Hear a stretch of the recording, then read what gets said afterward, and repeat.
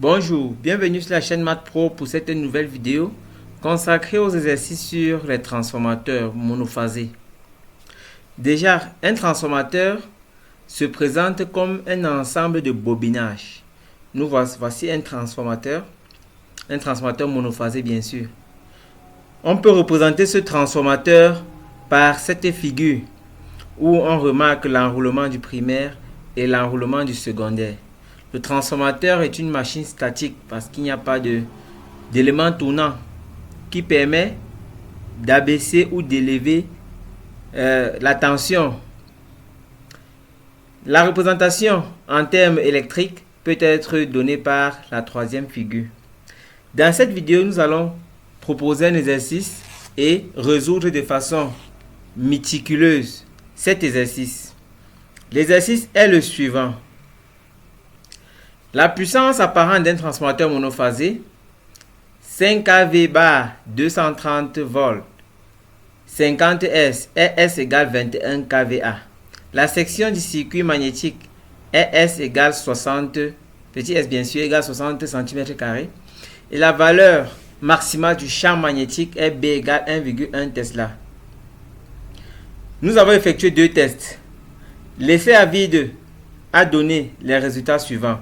U1 5000 volts, U2 230 volts, I1 0,5 ampères et P1 250 watts. L'essai en court-circuit a donné les résultats suivants. Bien sûr, l'essai en court-circuit avec le courant secondaire court-circuit, c'est encore le courant secondaire nominal, donc I2CC égale à I2N, a donné les résultats suivants. P1CC égale 300 watts et U1CC égale 200 volts. Voici les résultats d'un transformateur effectué lors des essais à vide et lors de l'essai en court-circuit. Bien sûr, l'essai en court-circuit, si on remarque bien, c'est fait à tension réduite puisque U1 c'est 5000 alors que U1CC c'est 200 volts. Ceci pour éviter les forts courants de court-circuit. Nous avons 6 questions que nous allons répondre de façon méticuleuse. La première question, calculer le nombre de SPI N1 au primaire. La deuxième question, calculer le rapport de transformation M et le nombre N2 de SPI au secondaire. Troisième, quel est le facteur de puissance à vide de ce transformateur. Quatrième question, quelle est l'intensité efficace du courant secondaire I2N. Cinquième question, déterminer les éléments RS, ZS et XS de ce transformateur. Bien sûr, ce sont les résistances ramenées au secondaire. Sixième question, calculer le rendement de ce transformateur lorsqu'il débite un courant d'intensité nominale dans une charge inductive et de facteur de puissance 0,83. Voilà les questions dont nous allons répondre dans cette vidéo. Si vous êtes nouveau, n'oubliez pas de vous abonner. Sans plus tarder, passons à la solution. La première question, calculer le nombre de SPI N2 au primaire. Nous utilisons le théorème de Bouchereau qui dit U1 est égal à 4,44 N1 SFB. Ici, U1 c'est la tension efficace au primaire. 4,44 en fait c'est 2pi sur racine de 2. N1 le nombre d'enroulements au primaire. S la section et F la fréquence, B étant le champ. On a donc N1 de cette relation de Boucheron, on peut tirer N1. N1 est égal à U1 sur 4,44 SBF. En remplaçant U1 par 5000, puisque U1 c'est 5000, S la section par 60, puisqu'ici nous en donnant centimètres carrés, il faut convertir en mètres carrés. Ça fait 60 fois 10 puissance moins 2 au carré, dans le tout au carré, bien sûr, fois 50 qui est la fréquence et 1,1 qui est le champ. On obtient 3413 SPI. Donc, au primaire, on a 3413 SPI. La deuxième question, calculer le rapport de transformation et en déduire le nombre N2 de SPI au secondaire. Le rapport de transformation, c'est le rapport entre le nombre d'enroulements du primaire du secondaire et le nombre d'enroulements du primaire, ou alors le rapport entre la tension à vide du secondaire et la tension du primaire. M est égal à U20 sur U1. Or, U20, c'est lorsqu'on regarde l'essai à vide. On nous a dit U20 déjà. U20, c'est la tension secondaire, c'est-à-dire 230. Et U1, c'est 5000. On aura donc U20 sur U1 qui donne 230 sur 5000. On obtient 0,046. M2, bon, en fait, nous voulons maintenant déterminer N2, qui est le nombre de SPI au secondaire. Déjà, pour la première, pour la détermination de M, on remarque que M est inférieur à 1. Il s'agit d'un transformateur abaisseur. M encore peut s'écrire sur la forme N2 sur N1. Ainsi, nous pouvons tirer N2, le nombre d'enroulements au secondaire. On aura N2 est égal à M fois N1. On obtient 0,046 fois 3413, ce qui donne 150 SPI au secondaire. Donc le primaire aura 3413 SPI et le secondaire aura 157 SPI. La troisième question. Quel est le facteur de puissance à vide de ce transformateur? Pour calculer le facteur de puissance, on utilise la formule P10 est égal à U1 fois I10 cosinus Phi10.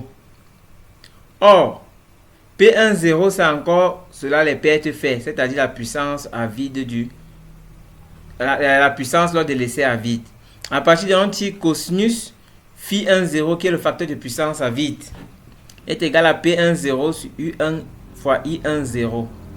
On obtient P10, on sait que c'est 250 sur 5000 fois I10 0,5. On obtient 0,1 comme facteur de puissance. La quatrième question, quelle est l'intensité efficace du courant secondaire I2 nominal? Nous savons que S, qui est la puissance apparente, est égal à U1N fois I1N. C'est encore égal à U20 fois I2N. Où I1N, U1N, I1N et I2N sont les valeurs nominales des tensions et des courants. À partir d'ici, nous pouvons avoir I2N qui est égal à S sur U20. On aura donc I2N égale S, c'était 21 kVA, c'est-à-dire 21 000 VA. Donc 21 fois 10 puissance 3 divisé par U20 qui est 230. On obtient un courant secondaire nominal de 91,3 ampères. La quatrième question. Il était question pour nous ici, en fait la cinquième question, il était question de déterminer les éléments RS, ZS, XS qui sont respectivement les résistances, impédances et réactances ramenées au secondaire. Déjà, nous savons que la puissance, les pertes cuivre sont dues aux résistances dans le transformateur. On a P1CC égale à RSI2CC au carré. À partir de là, on peut tirer RS qui est égal à P1CC sur I2CC au carré. Or, P1CC, bien sûr, sont les pertes cuivre, c'est 300 watts. I2CC, c'est encore égal à I2 nominal. On avait trouvé 91,3. À partir de là, on peut avoir RS égale 300 watts sur 91,3 ampères au carré. On obtient 36 milliohms. Maintenant que nous avons déterminé RS, on détermine ZS, l'impédance ramenée au secondaire.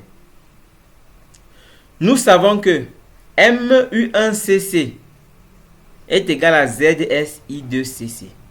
À partir d'ici, on peut tirer ZS qui est égal à MU1CC sur I2CC.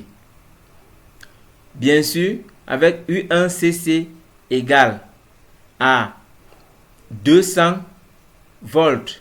M c'est 0,046 et I2CC c'est encore I2 nominal, c'est-à-dire 91,3. On obtient ZS égale 46 fois 200 sur 91,3, c'est-à-dire 0,1 ohm. Maintenant, la réactance. La réactance, on utilise le théorème de Pythagore. On sait que ZS au carré est égal à XS au carré plus RS au carré.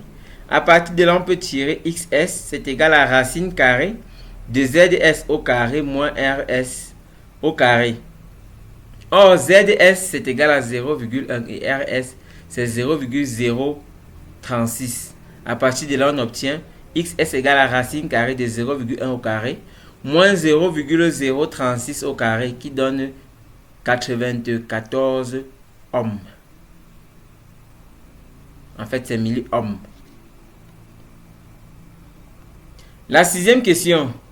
Calculer le rendement de ce transformateur lorsqu'il débite un courant d'intensité nominale dans une charge inductive de facteur de puissance 0,83. Donc ici, il s'agit de déterminer le rendement. Donc on devait déterminer le rendement du transformateur lorsqu'il débite un courant nominal dans une charge inductive. Il faut bien noter le terme inductif. Inductive signifie tout simplement que l'angle est positif. Donc, c'est-à-dire le sinus de l'angle est positif. Avec un facteur de puissance de 0,83. Puisque le facteur de puissance, c'est le cosinus. Or, pour avoir le sinus, il va falloir trouver l'angle dont le cosinus donne 0,93. Et cet angle peut être positif ou négatif. Charge inductive signifie qu'on va prendre l'angle positif. Si c'était charge capacitive, on devait prendre l'angle négatif et ainsi utiliser le sinus de l'angle devait être négatif. Pour calculer donc le rendement, il va d'abord falloir déterminer la tension du secondaire. Pour cela, on utilise la chute de tension. On sait que delta U2 est égal à U20 moins U2. Ce qui implique que U2 est égal à U20 moins delta U2. Or, nous savons que delta U2, que la chute de tension, c'est égal à RSI2 cosinus phi2 plus XSI2 sinus phi2. À partir de là, on remplace RS. On sait que c'est 36 fois 10 puissance moins 3 fois I2, 91,3 cosinus phi2, c'est-à-dire le facteur de puissance 0,83 plus XS 94 fois 10 puissance moins 3 fois I2 91,3 fois sinus de cosinus moins 1 de 0,83. On obtient une chute de tension de 7,51 volts. Lorsqu'on a la chute de tension et on a aussi la tension à vide, on peut obtenir la tension aux bornes de la charge U2. On a U2 est égal à U20 qui est la tension à vide moins la chute de tension, c'est-à-dire 230 moins 7,51. On aura donc une tension aux bornes de la charge inductive de 222,5 volts. À partir de là, on calcule les puissances P1 et P2. P1 puissance au primaire et P2 la puissance au secondaire. Il faudrait d'abord calculer P2. On a P2 est égal à U2 I2 cosinus phi2. On remplace chaque terme par sa valeur. On obtient U2 déjà 222,5, I2 91,3 et cosinus phi2 0,83. On obtient P2 la puissance au secondaire égale à 16,86 kW. Pour trouver la puissance au primaire P1, on prend la puissance au secondaire à laquelle on ajoute les pertes fer et les pertes cuivre. Donc P1 égale à P2 plus PF plus PC. On obtient P2, déjà c'était 16,86 kW, plus PF, les pertes fer qui est encore égal à P10, c'était 250 watts. Et PC, les pertes cuivre qui est encore égal à perte en court-circuit, qui est égal à 300 watts. On obtient finalement 17,41 kW. Ainsi, pour trouver le rendement c'est le rapport entre la puissance au secondaire et la puissance au primaire, c'est-à-dire rendement est égal à P2 sur P1. On obtient 16,86 divisé par 17,41, soit un rendement de 96,8%. Voilà le rendement de notre transformateur, le rendement en termes de puissance. Bien sûr, si vous avez aimé cette vidéo, n'oubliez pas de liker, de vous abonner, d'activer la cloche de notification. Mais avant de vous quitter, voici un exercice que je vous demande d'étudier à la maison et poser toutes les difficultés en commentaire. Ici, il s'agit toujours d'un transformateur monophasé. Merci.